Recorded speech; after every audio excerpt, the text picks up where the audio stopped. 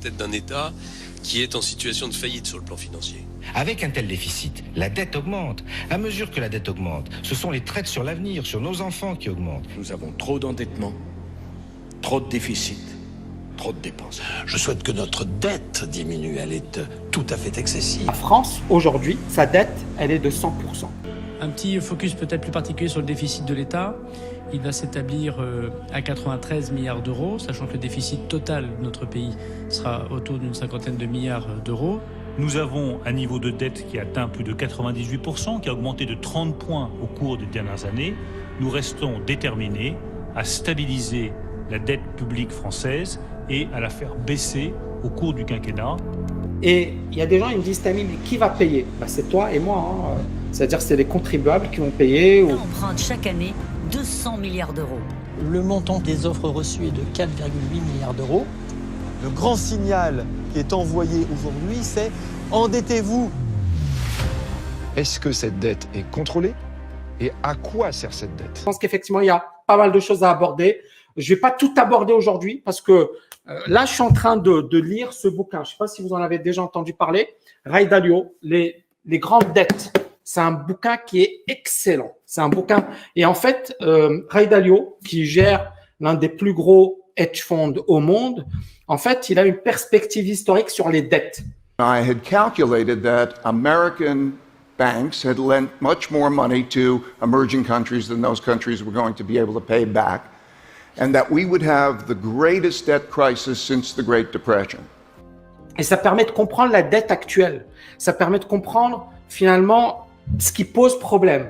Ça permet également de donner des solutions, d'accord ? Et en fait, dans ce que dit Ray Dalio en substance, c'est que finalement les crises, quand on ne les gère pas bien, c'est là où ça dégénère.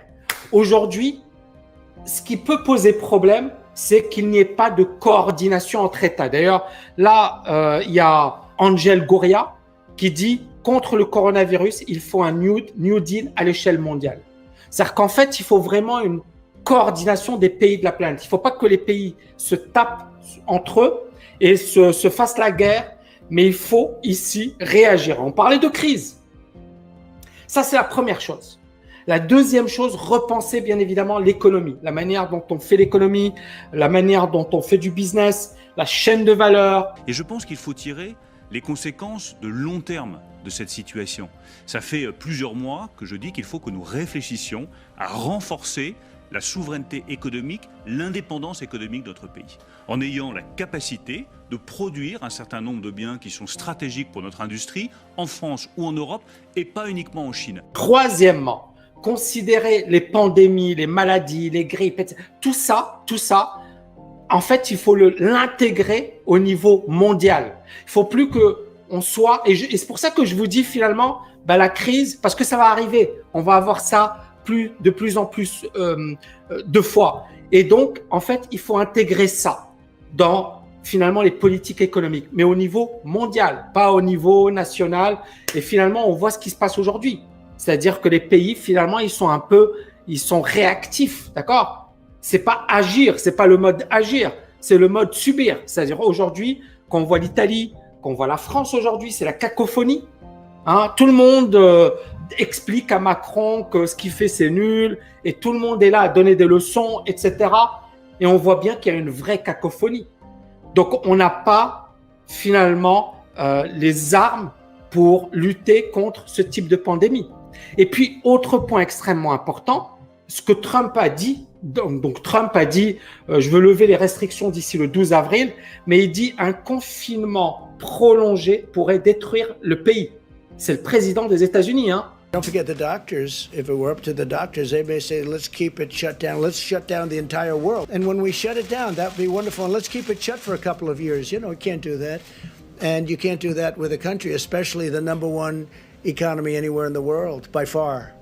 Number one economy in the world, you can't do that. Our country wasn't built to be shut down. This is not a country that was built for this. It was not built to be shut down. Pays le plus puissant au monde.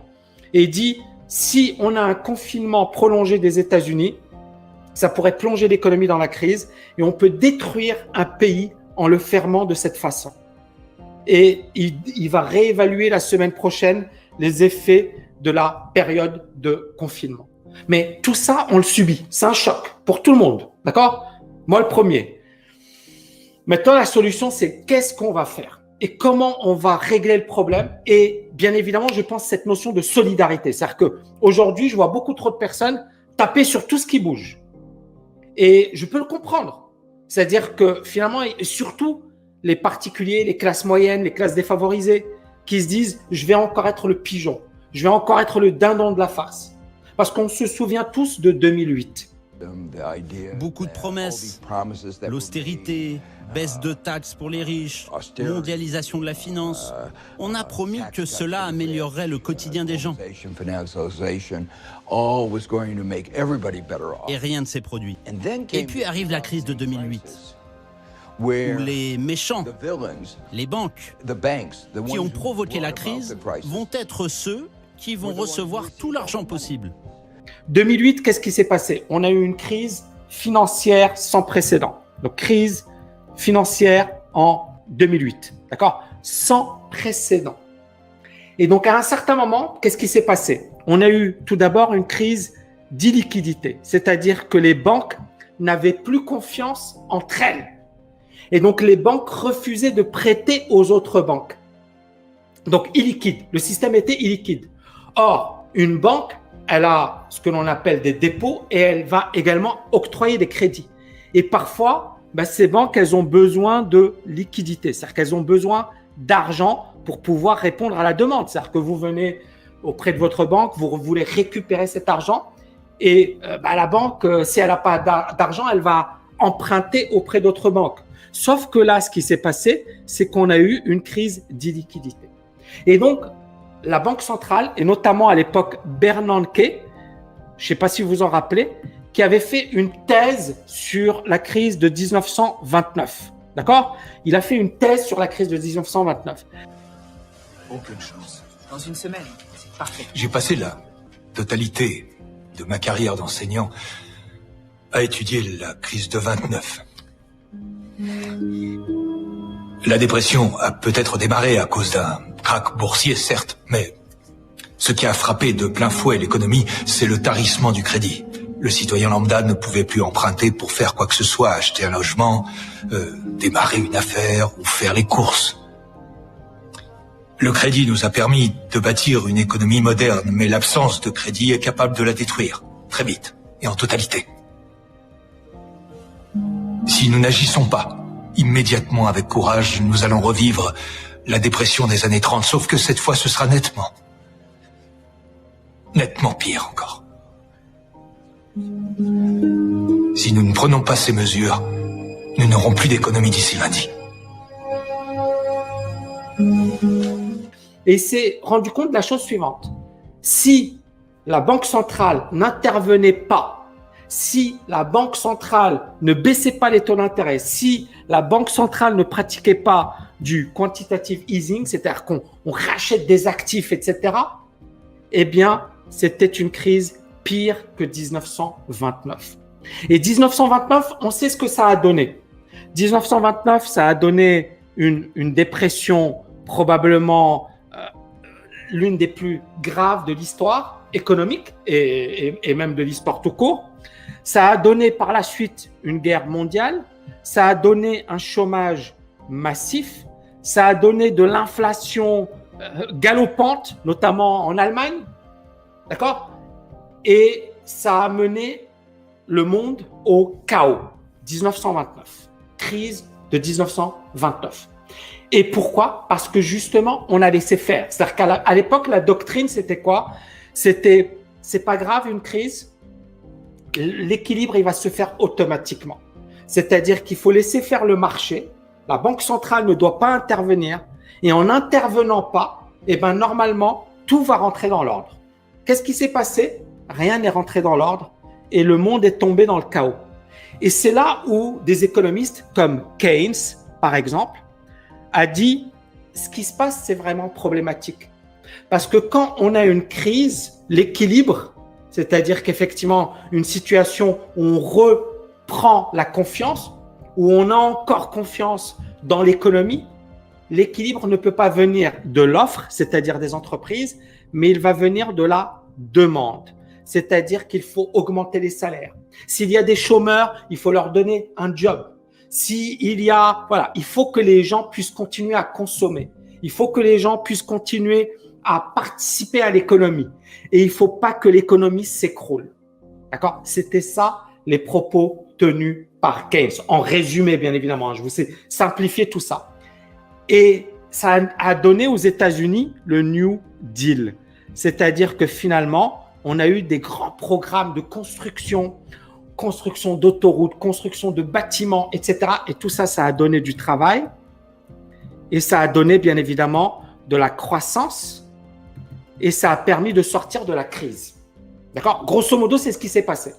Aujourd'hui, on est dans un cas extrême, jamais vu de l'histoire. C'est-à-dire que les économies mondiales sont bloquées. Il n'y a plus d'économie. D'accord? Alors, un pseudo, par exemple à Dubaï, ça y est, confinement. Il n'y a plus Emirates. Il y a des hôtels pas loin de chez nous qui disent on n'accepte plus de clients. C'est-à-dire l'économie est morte. Et donc, on est bien d'accord que pour relancer, il va falloir une politique de relance. D'accord?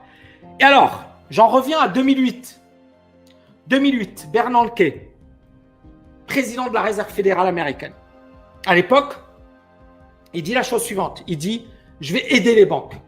Et il a aidé les banques. En France, on a aidé les banques. Qui a payé? Vous, moi, le contribuable. Est-ce qu'il fallait le faire? Oui. C'est-à-dire, le paradoxe dans tout ça, c'est que si on n'avait pas aidé les banques, ça aurait été pire. Il fallait maintenir en vie le système financier. On ne pouvait pas laisser les épargnants, les usagers perdre toutes leurs économies. Les entreprises sont dépendantes du crédit et les banques devaient disposer d'une source de crédit. Et il y a parmi vous des gens qui disent « Ouais, mais on va encore aider les salauds de banquiers, etc. » Mais le problème, il est là. C'est que, et ça, je vais y arriver par la suite, c'est que tout le monde est coupable, tout le monde est responsable. Dans une crise, c'est que tout le monde rentre dans la folie collective. C'est l'un des problèmes de l'économie actuelle. C'est l'un des problèmes de la politique économique actuelle. C'est-à-dire qu'on ne prend pas en compte les bulles. Par exemple, je ne sais pas moi, l'immobilier. D'accord? On voit que les prix de l'immobilier à Paris ont flambé. Est-ce que c'est logique? Pas forcément. Mais pourquoi ils flambent? Parce que la demande, elle est largement supérieure à l'offre. Et donc, le problème, c'est que tant qu'il y a des gens qui demandent, les prix vont continuer de monter. Mais à un certain moment, c'est ce qu'on appelle une bulle, c'est qu'à un certain moment, les prix sont déconnectés de la réalité. Et c'est à ce moment-là bien précis qu'on commence à vendre. Et ça s'appelle un crack. Et ça se retrouve dans l'immobilier, mais ça se retrouve également en bourse et dans d'autres domaines. Et donc, ces bulles spéculatives n'ont pas été prises en compte par les banques centrales. Ce qui explique que juste après la crise de 2008, normalement, on s'est dit, OK, qu'est-ce qu'on a fait après la crise de 2008? On a baissé les taux d'intérêt et on a pratiqué des QE, c'est-à-dire relancer l'économie en achetant des actifs. Ce soir-là, pourtant, un chiffre ne sera pas évoqué pour ne pas gâcher l'ambiance. En 8 ans, la BCE a injecté dans l'économie européenne plus de 4 000 milliards d'euros à des États, des banques, des entreprises mal en point. On a fait marcher la planche à billets, comme on dit, sans jamais relancer la croissance. Je crois que les Français ont complètement omis qu'ils sont sous perfusion, en particulier depuis que l'euro est créé. Et le problème, c'est que les taux d'intérêt, d'accord, sont restés faibles. Et c'est caractéristique de la fin d'un cycle, d'accord? Souvent, à la fin d'un cycle, la politique monétaire est incapable et impuissante. Et donc, on a, avec ces taux d'intérêt faibles, qu'est-ce qu'on a fait? On a entretenu une bulle sur les actions. D'accord? C'est-à-dire que quand vous voyez, là je vais vous montrer, on va prendre par exemple le cas du S&P. Et ensuite je répondrai à vos questions. Je pense que vous avez plein de questions à me poser, mais je voulais d'abord faire cette perspective. Ça c'est 2008, regardez. Ça c'est 2008. Et puis on valait 69 sur le SPY. on a fait au plus haut 340. D'accord? Ça veut dire effectivement un prix qui a été multiplié par 4, 5. Et donc, vous voyez ici une bulle incroyable. La question que j'ai envie de vous poser, c'est est-ce que l'économie était au beau fixe? Est-ce qu'on a eu une croissance de dingue en Europe, par exemple, mais également aux États-Unis? Est-ce qu'on a eu une croissance de dingue? Vous dites attention, la croissance, il y a des hauts et des bas. Nous ne connaîtrons plus de forte croissance, c'est vrai? Je crois, en tout cas, si on regarde les 30 dernières années, on va de boom en crack, je le disais tout à l'heure, et si on regarde en tendance, la croissance économique d'un pays comme la France ne cesse de baisser. On est passé de 3 à 2, à 1, à 0,5. Bon, donc il y a des rebonds, voilà, c'est un peu comme les saisons maintenant, c'est-à-dire il fait beau, très bien, il pleut, et puis après la pluie, le soleil. Mais en tendance, on voit bien qu'il y a quelque chose de tout à fait différent qui s'est installé dans les pays industrialisés, dans les pays avancés. On n'a pas eu une croissance extraordinaire, on n'a pas eu une économie extraordinaire.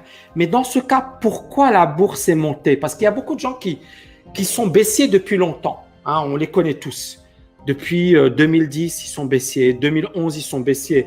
Là, je ne sais pas si vous vous rappelez, Jim Rogers, il disait « Vendez tout, sauvez votre peau ».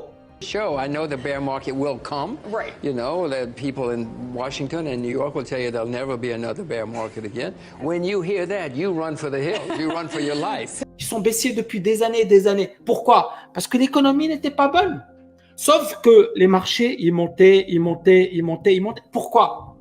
Parce que les taux d'intérêt, là je reviens ici, les taux d'intérêt étaient extrêmement faibles.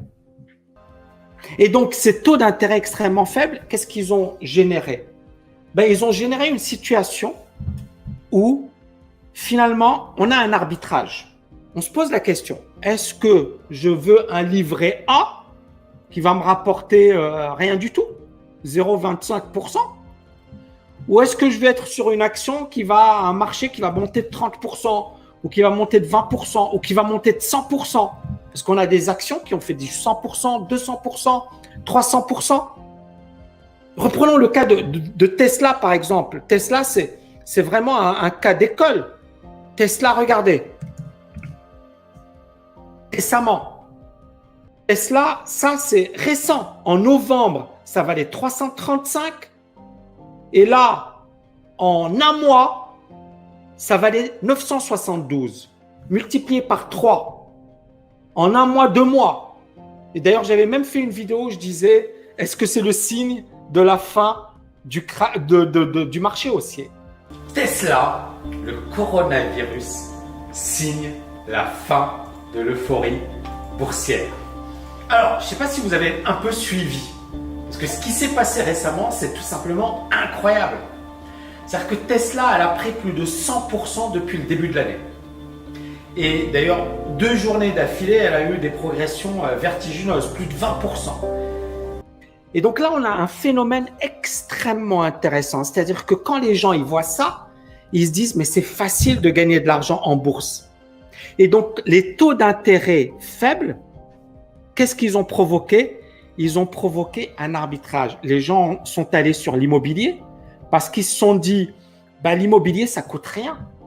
Mon emprunt, mon crédit, il est à 0%. » Et ils sont allés sur la bourse parce que la bourse a réalisé des performances spectaculaires.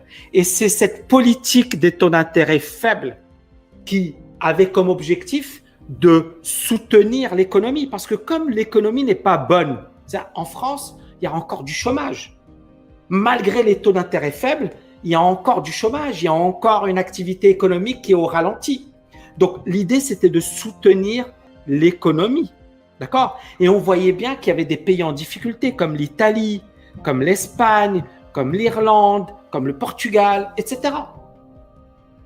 Et donc, l'idée des taux d'intérêt faibles, c'était de dire on va soutenir l'économie. Sauf que entre 2008 ou 2009, le point bas en 2009 à 2020, la bourse, elle a monté. On a eu record sur record sur record et l'économie était moyenne. Et le point important, c'est quoi? c'est qu'on a eu à un certain moment un gros décalage entre l'économie, c'est-à-dire la valeur fondamentale, la vraie valeur des actions, ce que ça vaut vraiment, et le cours boursier. D'accord ? Et la valeur fondamentale était largement inférieure au cours boursier. C'est-à-dire qu'on avait des PER par là et les cours boursiers, ils étaient là. Donc, on avait un décalage énorme entre PER et cours boursier. Ça s'appelle une bulle. Sauf que, et moi je l'ai toujours dit, je dis, il n'y a pas de raison fondamentale pour que ça monte, mais ça monte. Pourquoi ? Ce n'est pas les méchants banquiers, les méchants ceci, même si les banquiers ne sont pas des saints, attention, c'est un comportement mimétique. C'est-à-dire que les banquiers, ils baissent les taux d'intérêt, les particuliers, ils se disent « Waouh, c'est une opportunité, j'emprunte », d'accord ? Et plus ça monte, plus on achète, plus les prix de l'immobilier montent et plus les particuliers sont intéressés par acquérir un bien immobilier. Et tout le monde en parle, que ce soit dans les journaux, votre entourage, les gens disent « Ouais, j'ai fait cet investissement, ça m'a… » Et en bourse, la même chose. Et donc, on a ce que l'on appelle un comportement mimétique. D'accord ? Et aujourd'hui, ce qu'on a eu, ce n'est pas un choc de l'économie réelle, c'est un choc de l'économie, un choc exogène, un choc d'abord sanitaire, d'accord, qui est devenu économique et qui aujourd'hui devient financier. D'accord ? C'est un peu ça le processus qu'on a eu.